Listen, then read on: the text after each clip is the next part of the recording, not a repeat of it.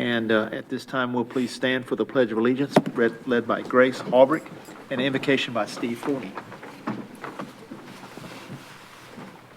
Allegiance to the flag of the United States of America and to the republic for which it stands, one nation, under God, indivisible, with liberty and justice for all.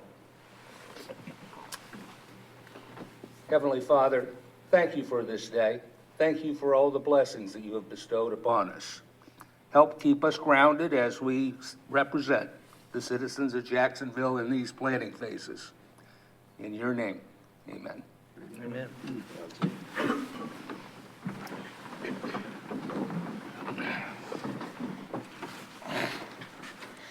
I take it there are no changes to the agenda, Ryan?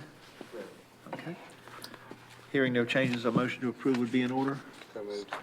Motion by Dr. Hassan, second. Second. Second by Bob Dupuy. Any discussion? All those in favor of the motion, please signify by raising your right hand. All those opposed, like. Motion passes. Review and approval of minutes. Everybody's got the minutes. Everybody have a chance to read them? Yes. Anyone have any corrections, deletions, changes? Move to accept the minutes as presented. Second it. We have a motion to approve the minutes as presented by Bob, seconded by Dr. Hassan. Any other discussion? Hearing none, those in favor of the motion, please signify by raising your right hand. All those opposed, like. Motion passes. City Council update. Councilman Sosa. Hey, how you doing? You're up. Happy to be here. I got some bad news for you. So I was reappointed to this board, so you'll be stuck with me for another year. So I know, so I'm back at it. So glad to be here, so I appreciate it. But thank you. Just happy to see the new developments around town. Things are starting to come together. So happy to see that and happy to serve again for another year. So thank you. Thank you. Okay, there being no old business, we'll move right to new business. Who's up first? Jeremy? Go for it. Thank you, Mr. Chairman. Agenda item 1 is a proposed map amendment and rezoning. Let's see.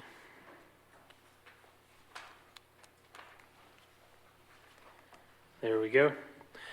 This project is proposed at 1240 Gum Branch Road. The proposal is to rezone from corridor commercial to residential multifamily high density. Notice the property before you on Gum Branch Road, between Gum Branch Road and Onsville Drive. Taft Mills Group LLC has submitted this request to rezone 2 tracts of land. I apologize, these are the wrong slides in this map, in this PowerPoint. Right? Right aerial, so we're going to leave it here. So, and I do apologize about that. The acreage for this property should be 6.16 acres. It is 2 tracts. It is currently zoned corridor commercial, as are the self-storage facility to the southeast, the Branchwood townhomes to the northwest are zoned residential multifamily high density. To the north are more of the Branchwood townhomes, also zoned residential multifamily high density. You have some single family along Audubon Drive. Then again, back down across Gum Branch Road is retail zoned corridor commercial and some undeveloped property next to the shopping center where Duck's Bar and Grill is, that is currently undeveloped. Again, the property before you is currently zoned corridor commercial. Staff is currently reviewing a proposed 40-unit apartment complex on the northern property. Apartments are allowed outright in the CC district, however, they would have a 350-foot setback off of Gum Branch Road. It is our understanding that the developer of that tract now has an option on the southern tract and is now moving forward to want to rezone it for more apartments in the future. However, anything within the residential multifamily high density zoning district would be allowed if it's approved by the city council. This property is not located in the flight path overlay district.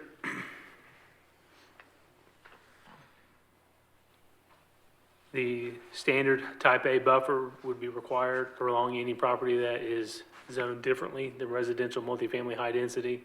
So the property's zone corridor commercial, if this property is rezoned, any development on this property would have to install a 30-foot type A buffer. That's vegetation and fence. With that being said, I do apologize, the wrong maps were in tonight's slide. That will not happen again. However, this request is to rezone from corridor commercial to residential multifamily high density. Staff is recommending approval of this request with findings of fact A through J being found in the affirmative, and that the rezoning advances the public interest by creating high-density residential development opportunities. Staff is happy to answer any questions the board may have. Weren't they gonna be affordable housing? Townhomes, is that, or apartments, is that the same thing, or have they changed that? I know that they have some funding issues. The 40 units, from what I understand, are receiving funding from North Carolina Housing Finance. But again, the Unified Development Ordinance doesn't distinguish. I was just Yeah, curious. but from my understanding, the 40 units is being funded with that. Staff actually worked with the developer, I would say over the course of the last 3 years, with some preliminary discussions. That's actually what had them divide this property and locate it on the rear along Onsville Drive because of the 350-foot setback required in the corridor commercial zoning. So we had worked with them to get some preliminary stuff so they could submit an application. And from what I understand, this is being funded through that. Okay, thank you. Engineering is doing the design work for that development. Okay. Jeremy, Yes, sir. I have a question. If for some reason, let's say like a hurricane took out the self-storage facility, over 50%, I believe is when they went to rebuild, with this being changed to, residential, is it gonna affect their ability and their layout on replacing their current structure? Yes, it would. It does create a non-conforming situation between them if the zoning were to change. If they did receive substantial damage or even want to expand to a certain degree, if they could, that trigger would happen. And again, it happens if that building is there or not. If that building were to remain and the damage happened somewhere else site, the staff would not require them to remove that. They would just have to comply to the maximum extent practicable.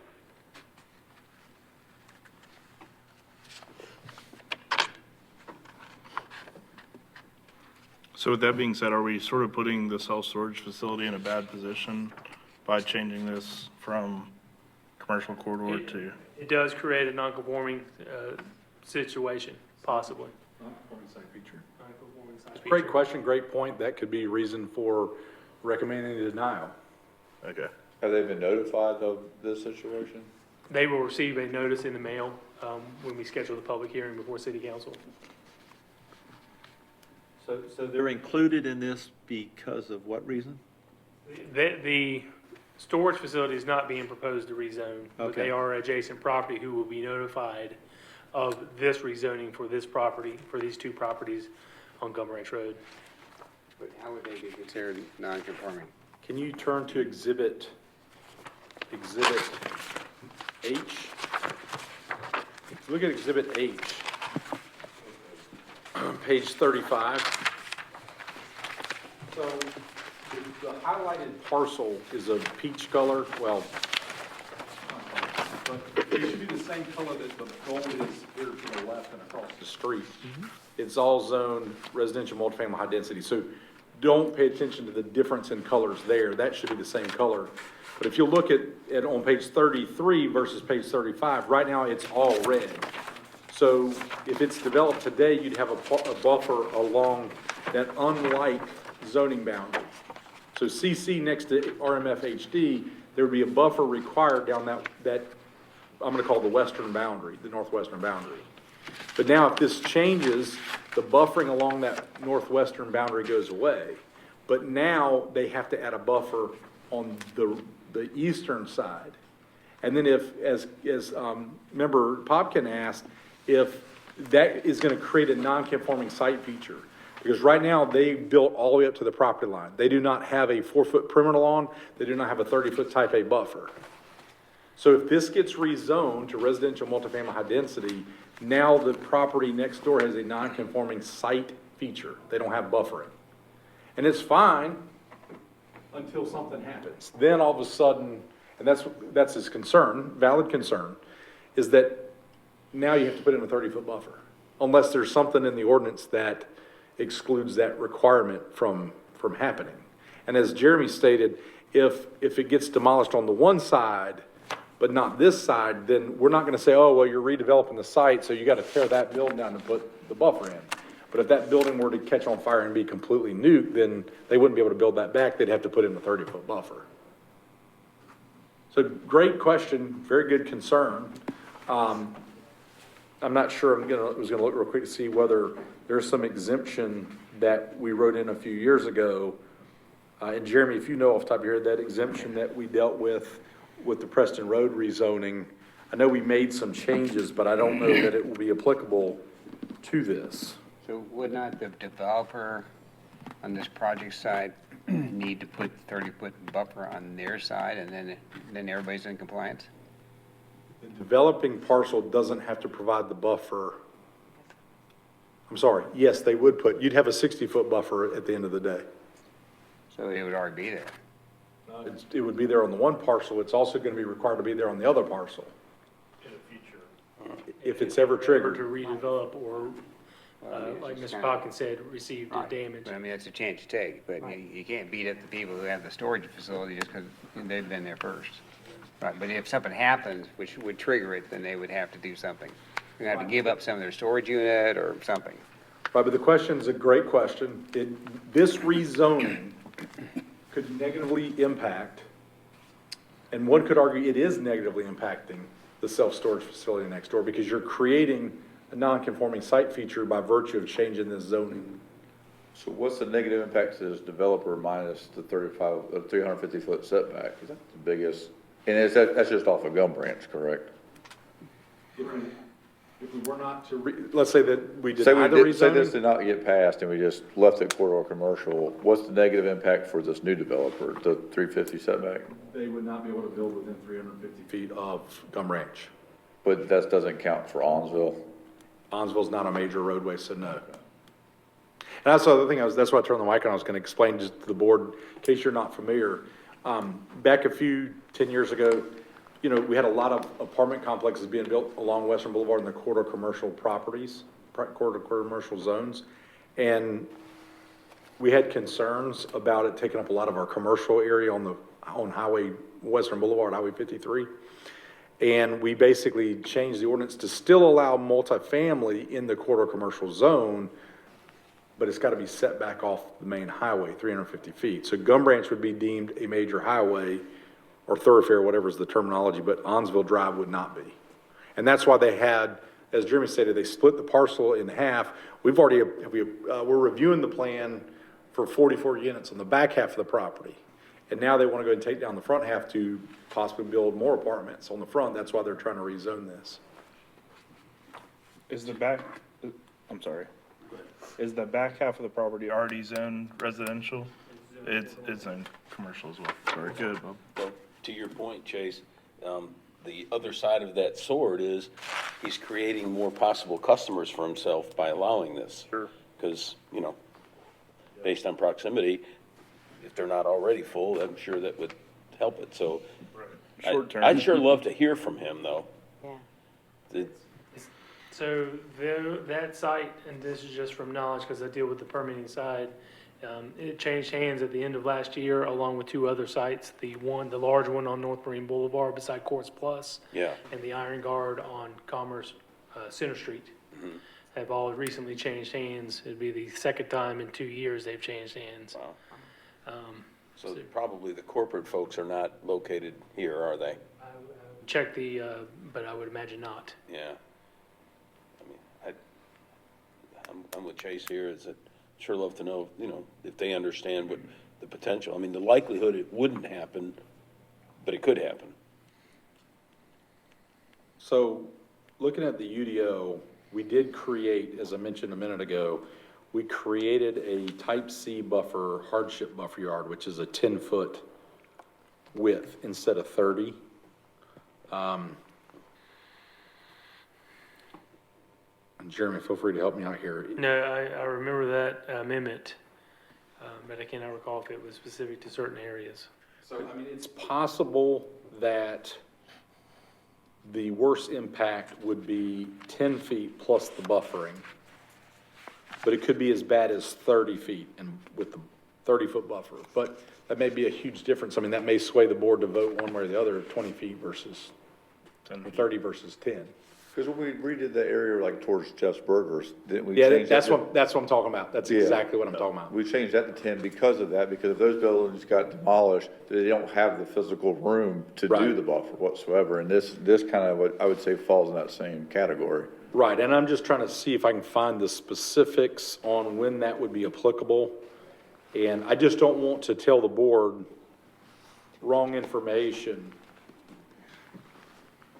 I mean, it's clear that we have that type C 10-foot buffer. But Ryan, isn't that what the Board of Adjustment's for? Dealing with the hardship that wasn't caused by the people who put the place there to start with and. Certainly explore that opportunity Yeah. as, say, If it were to hardship that is a result of not your own actions. Yeah. A lot of times, because I'll go to get a variance, like, okay, but you're doing it to yourself. So you can't even check, the way that it works is you have to check all the boxes. Well, if there's one of those 4 or 5 findings that you cannot find in the firm because you did it yourself, there's no point, you can if you want to go through the application and pay the money to go through it. But if you're doing it to yourself, then you really can't blame anybody. But in this case, they didn't do the rezoning next door, so they wouldn't check, they'd be able to check that box. Well, we didn't do it, it's not a result of my own actions. Then it's a matter of, what about the others? You know, would they be able to check those and go through the Board of Adjustment? But if it's applicable, and I want to try to confirm, is the 10-foot rule applicable? Because I'd hate to tell you, oh yeah, they'd get by with a 10, and then, oh, wait a minute, that doesn't apply to them. I don't want to tell you that. I guess the overriding question is, what's going to happen to this place? I mean, it's been vacant for quite a few years. And is it feasible to think that there'll be a business there? If you already got people that are going to put a housing on one side of it, that probably lessens the chance that the other side will be used for a business. And, you know, of course, you might be of the opinion where you go, okay, well, the green space is good, we like the green space, but, you know. My question was basically based on, towards sidewalks, and I know this is something you'll see when you do a site plan, but would this place have to have sidewalks on Onsville or Gum Branch? So the Onsville site, as is proposed right now in front of the staff, in our review, does have sidewalks along Onsville, and any development on Gum Branch would also have to have sidewalks. It's not joining any other sidewalks, because I don't think there's any other one on it. Currently, the city's installed a few there. There has been developments there right at the corner of Onsville and Gum Branch. So it's one of those places where it's identified on the city's sidewalk plan, and as properties redevelop or the city gets funds and identifies the project area to install and connect. But there is a number of sidewalks down that corridor on that side now. I would say too, even with the current zoning of CC on both properties, if something were to happen to the self-storage facility, at minimum, they would still be subject to having to install a 4-foot perimeter lawn as required by the ordinance. So it would be somewhere between the 4 and possibly 30 foot. I think I got to figure it out. So it's a hardship case. So if you look at part, the last section in the landscaping section, 5.2, it talks about allowable deviations, hardship cases. I'm trying to get there. Sometimes when I turn my phone around, it spins things around. So with a hardship case, it's part J, allowable deviations to landscaping requirements. Deviations may be granted by the manager or their designee during a plan review process, or by city council in conjunction with a special use permit. The deviations may only be approved if the following findings are made. So hardship cases are practical difficulties or unnecessary hardships in carrying out the strict letter of the ordinance because one or more of the following conditions. So one or more. So what we added back then was, we already had some standards that were added in years past. But number 8 is the redevelopment of an existing site. So that would be the redevelopment of an existing site. So we would have the ability to apply that 10-foot buffer versus the 30. There's other verbiage that talks about, sites that contain existing permanent structures that are to remain, that will not allow new landscaping requirements to be installed. So once again, if that building is not damaged, then we wouldn't make them tear the building down to make way for landscaping. Then it's the 2011 rule where, this was before this change that we made a few years ago on, what is that, Onslow? Yeah, Onslow Drive. This is what I would call the old Henderson Drive extension rule, which was from 2011 where, the lot is less than 200 feet in depth, it's less than 1.5 acres. When the required landscaping consumes more than 20% of the land area, where a small lot, less than 1 acre in size, was legally platted prior to 2011, November 9th, 2011. If you have a narrow lot, less than 100 feet, that was legally platted prior to November 9th, 2011, or an irregularly shaped lot that was legally platted prior to November 9, 2011. And then the other one would be an AEC, an area of environmental concern. I believe there's a creek or stream that runs down one of these sides. I don't know if that's an environmental concern, but I think that there's 2 or 3 standards that would be in place that would allow us to grant a 10-foot buffer. So I'm comfortable with telling you that the worst case would be 10 feet. Now, unless, let's say they decide to go down there and just completely nuke it, and then it stayed vacant for 5 or 6, 7 years, and then they came in with a redevelopment. But if they wanted to come in here and tear this down and rebuild it, as part of a redevelopment plan, then that would be a redevelopment site. Hypothetically, if the owners of that property now showed up at the city council meeting and adamantly, for the reasons we've talked about, said, no, I don't support the zoning, I don't want it to be rezoned for the fact that it could potentially long-term hurt me, is that still a council decision that they could override his adamant objections? Absolutely. It's a Okay. legislative decision. Okay. And what if he stood there and said, look, I'll agree to this as long as you hold me harmless no matter what happens? No? In that case, he'd be better to approach the applicant and see if they would want to amend their possibly some type of different zoning together. They would have to work on something and submit for an approval. Or give up 10 to 30 feet of land and do a recombination and then, I would add too, that is if this rezoning is successful, now the apartment complex is putting in a buffer, whereas right now they do not have to put in anything in between the 2 uses. So that could also be looked at as a gain. Okay, yeah. It's a good discussion. and we haven't had a whole lot of buffer discussions, but when we adopted the UDO in 2014, we went from, adjoining land uses to it's based on zone. So now the mere changing of a zoning district of a parcel next door, it impacts the neighboring property sometimes in more ways than one. So the previous zoning would have triggered the buffer just based on the fact that apartments were being developed in the CC. It's the use, whereas now we do the zoning. I mean, I know in terms of staff, we've actually been asked, would the city look at maybe removing buffer requirements between high density and commercial, because a lot of times you do have similar types of development in that transition, or reducing it.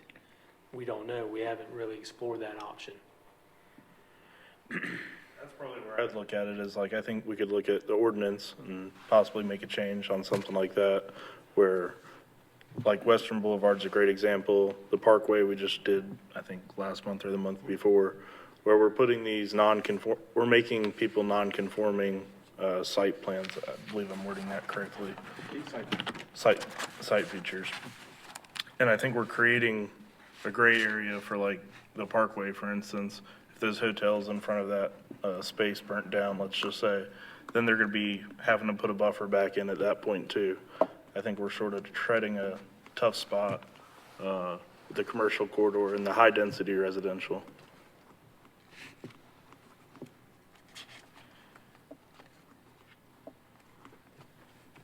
I don't know if that made any sense or not.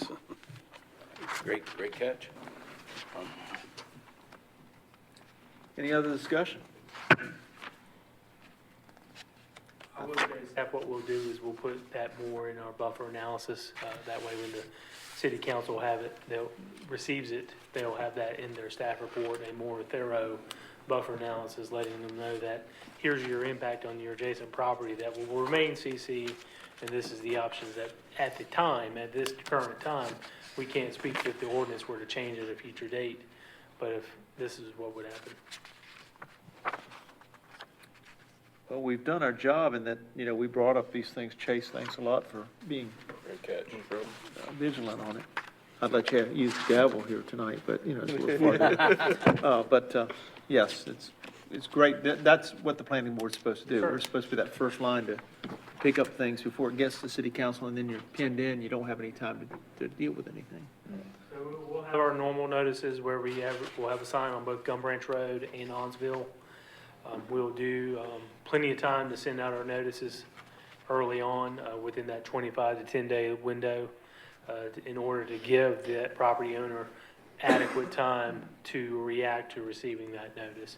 And the notice will be the date of the hearing, and they'll receive a map of what the current zoning is and what the proposed zoning is.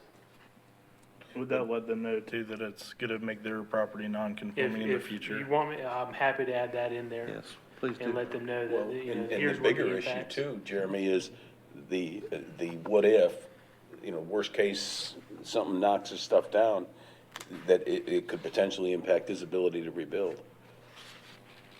Would that be something we could do, I Ron? mean, I could see somebody coming to the meeting saying, I'm not thrilled here if this could somehow negatively impact me, but he might say, I'll take the gamble because you're putting more potential customers next to me. And I think that's why the general statute requires us to send notifications or Sure. with a rezoning, with a map amendment. That's the whole idea behind, we've got to give the adjoining property owners, due notice.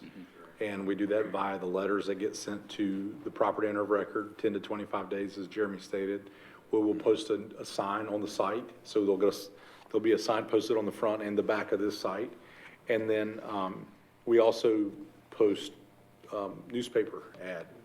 Over 20 notices that go out because we have a number of multifamily lots in the Branchwood townhomes, and then the properties to the northeast, and then again, the two properties owned by the self-storage facility. They'll receive adequate notice. So, there's three ways that we try to reach. So, we do that. If they choose to ignore that notice and not call and ask questions, then you can take that to mean, well, maybe they don't care, or they didn't bother to find out. That's the whole thing is, Yeah. we will notify them. I don't know that we're gonna change our notices. They're pretty standard notices. Now, we may need to add some language about, please be advised that anytime there's a rezoning that takes place, your site, although adjacent, not being requested for rezoning, there could be impacts to your property. Because a lot of times it's. That would stimulate discussion. Right.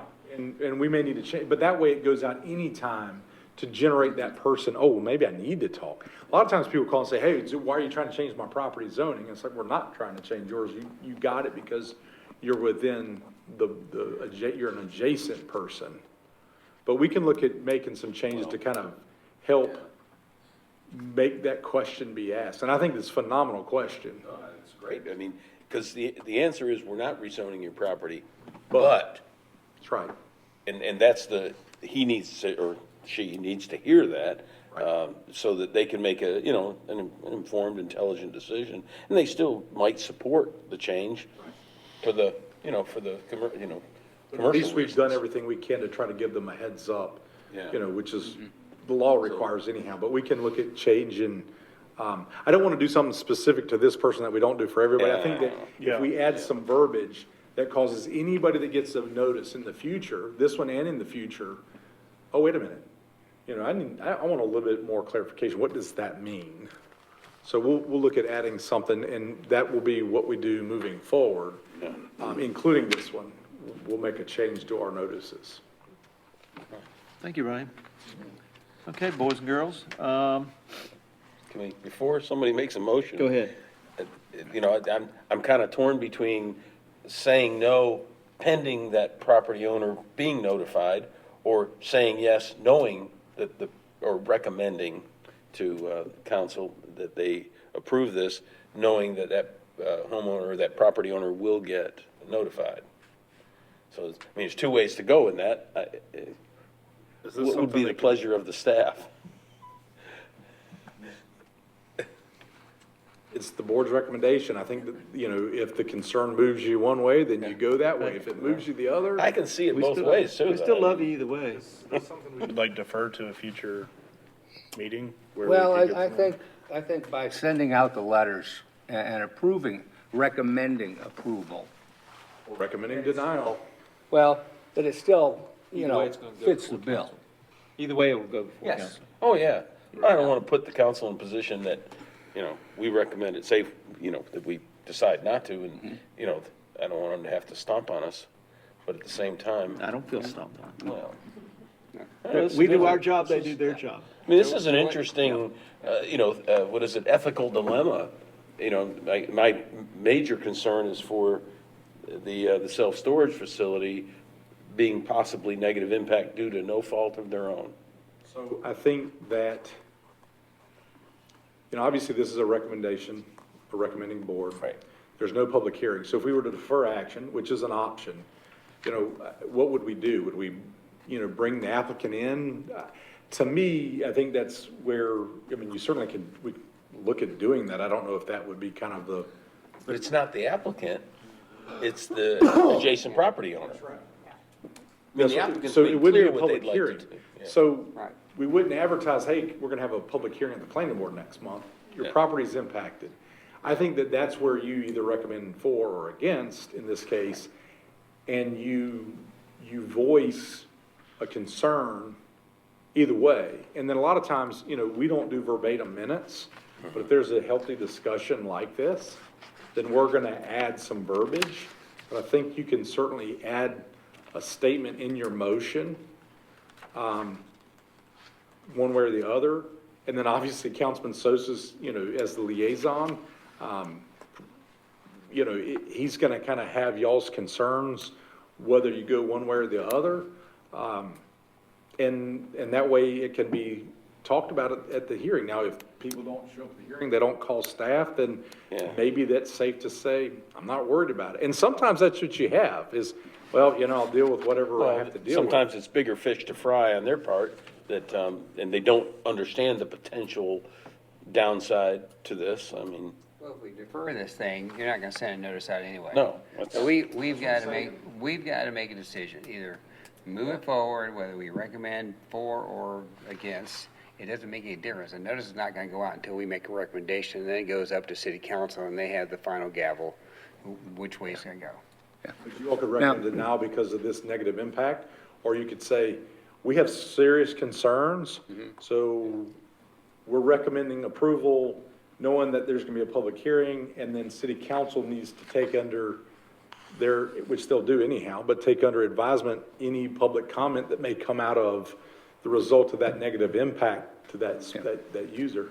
And it doesn't reach that threshold unless over 51% of the buildings, because these are all separate buildings. Where are you getting the 50% from? Oh, if one building, So it's more complex than that. So you have, Okay. if there's any expansion, and then if you have renovations, you have a 0 to 25%, nothing's triggered. 25 to 75%, then you have to do a corresponding change. And then if it's greater than 75, it's full compliance. So it's not 50. Okay. And getting into that, what is it exactly? I mean, then you have to figure, okay, what's the value of the property? What's the value of the buildings? I mean, it's kind of an exercise. That's kind of what we were dealing with Town Center is, well, what do we have to, Okay. apply to that site? And it's based on what's the value versus what kind of work are you doing to it. Expansion's the easiest. Jeremy told somebody that the other day, expansion's easy. Because if you start expanding, it's automatic. So if you're doing a 28% expansion, you got a 28% site compliance that you have to add. But if if the right side gets damaged but not the left, then we wouldn't trigger it because of the hardship Okay. case. But if that's the side that does, well, we still may be able to apply the hardship case. There's just a lot of variables that go into that. Is it a big tornado? Is it a little fire? Yeah. I mean, And then, like I said, the site itself is old, it predates the UDO, so they, one way or the other, they're still gonna have some compliance issues if it ever hits that threshold of triggering landscaping compliance, be it perimeter, street lawn, or buffering, if this rezoning were to go forward. 4 feet's required today regardless of the zoning, like Jeremy mentioned earlier. So at minimum, they're gonna have to add 4 feet if they have to fully comply. So 4 to 10 feet, I mean, that's still more than 50%, but, I mean, they are not gonna have a get out of jail free card other than the hardship piece. And that's gonna be, we'd have to evaluate it, depends on what they're doing and what's triggered it and all those things. I think it's worth being said that the community itself right now does have a need for what they're trying to rezone to. Because That's true. council with town center and all that, there was a lot of grief about the multifamily side. So from a community need standpoint, I think it's great. I definitely don't think that it is great that it affects a neighboring property possibly. Great point. That was it, generally applicants will include a letter with their applications, it's not required, but they spoke to that, and I was hoping they'd be here tonight. But when they're, I would think they would be in front of a public hearing, so we would let them speak to that. It's also not easy for these types of developers to get funding for these projects, so the fact that he has funding and can start moving forward, I mean, kind of want to encourage that a little bit too as well. Mr. Chairman, I'm prepared to make a motion if you'd like to hear it. Go for it. I would move that the Planning Advisory Board recommends the City Council to approve the rezoning request, accepting the application and the findings A through J being found in the affirmative. And this does advance the public interest with a potential downside to a private owner. And knowing that the City Councilman is sitting here listening to our concerns, I feel we should move it forward. It's a mouthful. I'm not I going to know. repeat that. Can we get a second? Second. Okay, we got a second from Steve. Any other discussion? Well, you had a really good, I do admire you. You did a good job. Okay. We'll update that buffer assessment as well. Yeah. Hearing no more discussion. All those in favor of the motion, please signify by raising your right hand. All those opposed, motion passes. Good job. Thank you, sir. Again, I apologize about the slides, that won't happen again in the future. Okay. It was unanimous. Don't worry. Okay, I think it's the sign guy. That's sign guy. Present from here, so to kind of expand upon some earlier discussions, hopefully not as long tonight as a few months back. We wanted to kind of just go over some definitions, and we thought we'd go over some stuff about signs.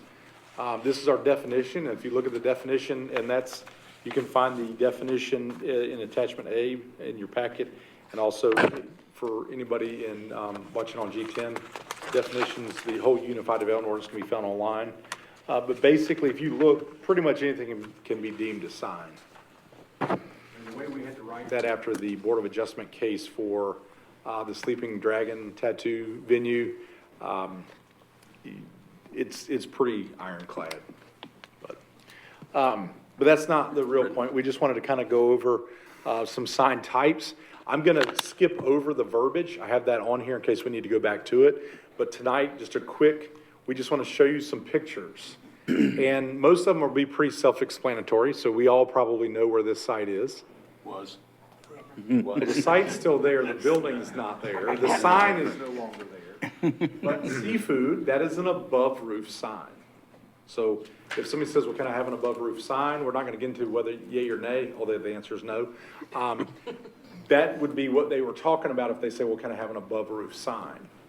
Now, we got another landmark site that I'll show you, but where it gets a little bit, well, was that an above roof, or is that a roof sign? What is that? But so the next one would be, this is an awning sign. So this is in downtown. Some of these pictures, we have these pictures, we're just showing pictures of what things are. we're not implying, okay, well, that's legal as far as we assume that that's legal, that has a permit, but we didn't, that's not what these pictures are about. These are just examples. Some of them are for Jacksonville, some of them are not from Jacksonville.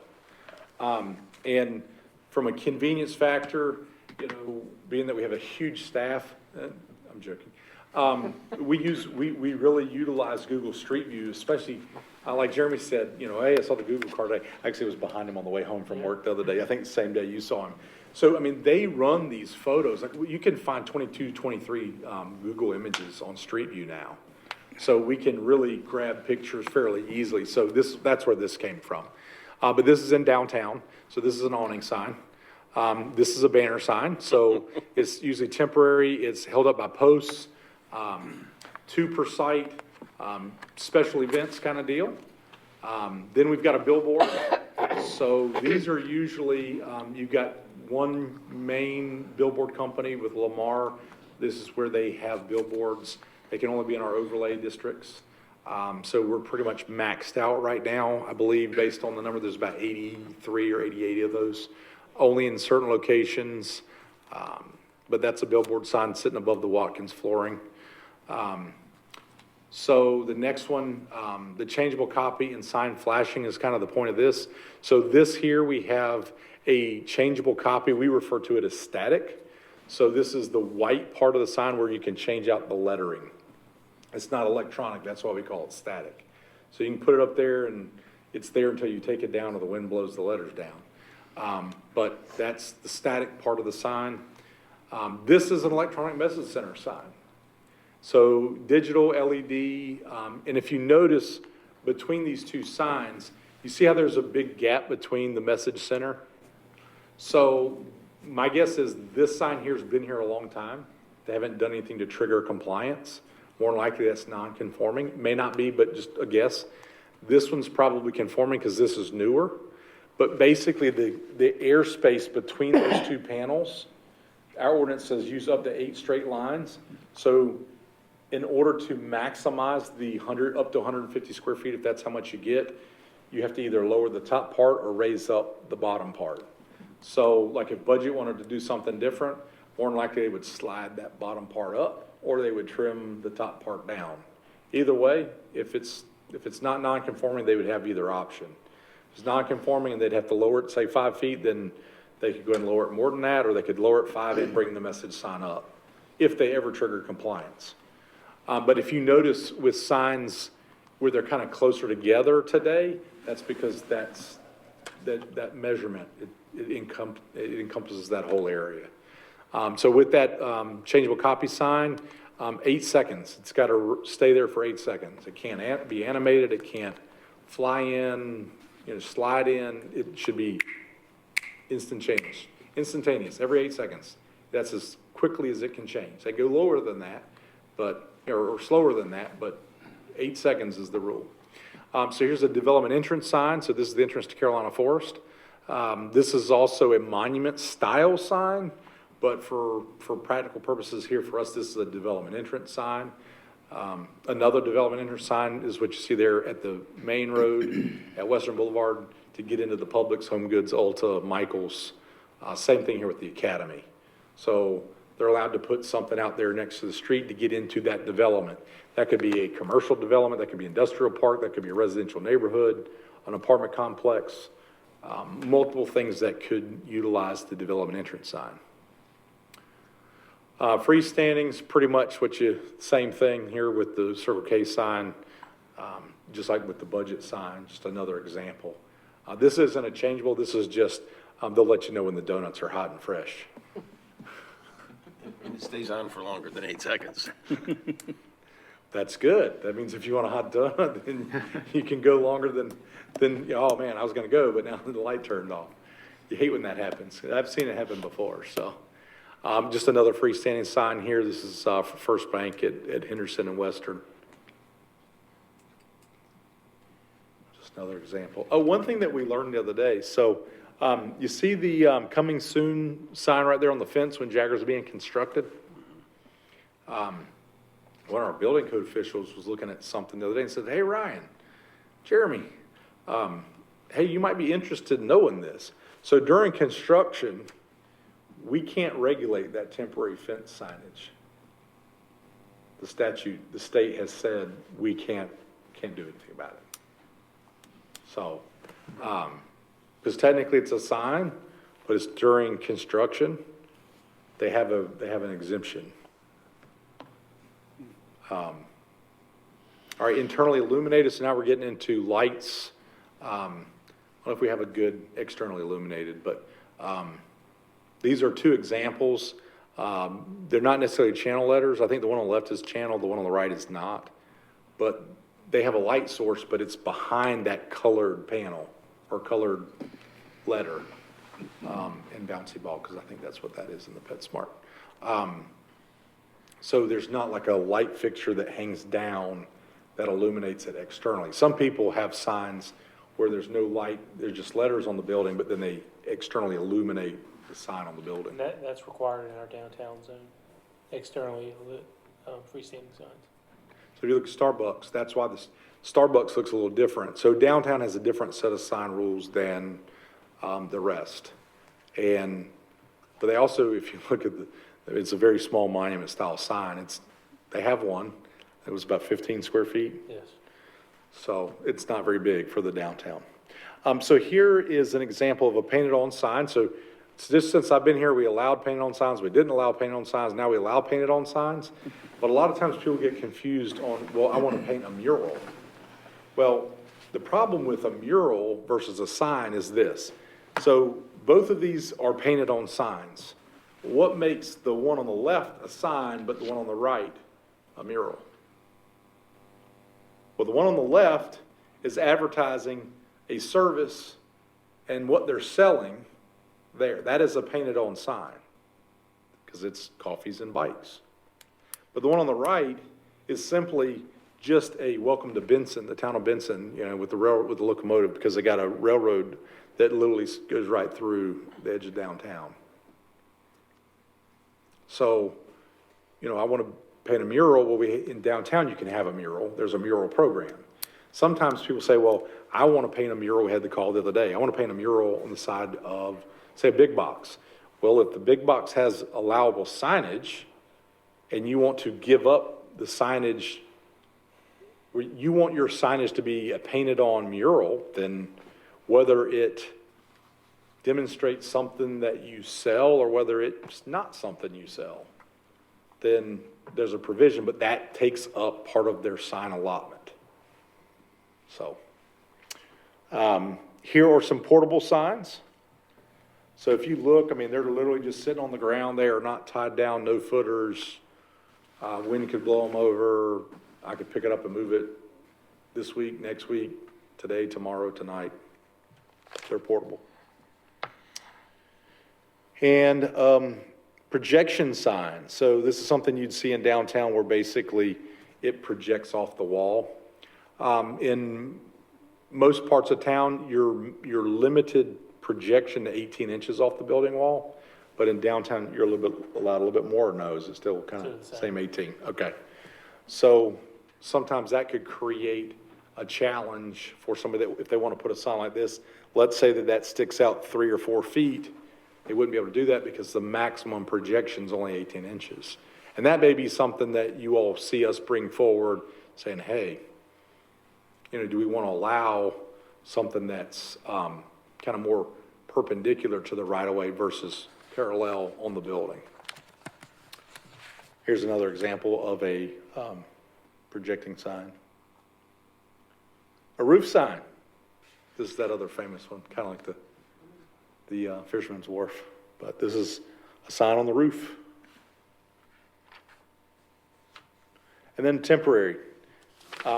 Corrugated plastic, also a political sign is a temporary sign.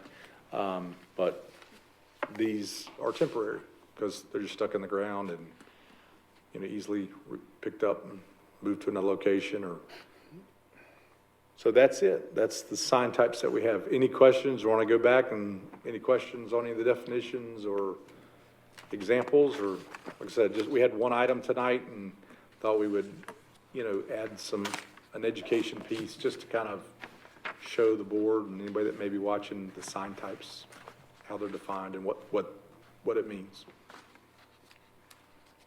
So I won't call it a pedestal.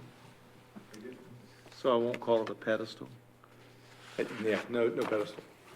I knew what you meant. Monument. Signs everywhere, signs. Jeff Knox with the right to the ordinance. That's all that I have, Chairman, board members.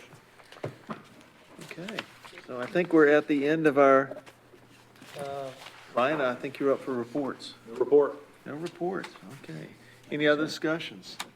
If not, a motion to adjourn would be in order. So moved. We have a motion by Mr. Bob, Second. second by Dr. Hassan.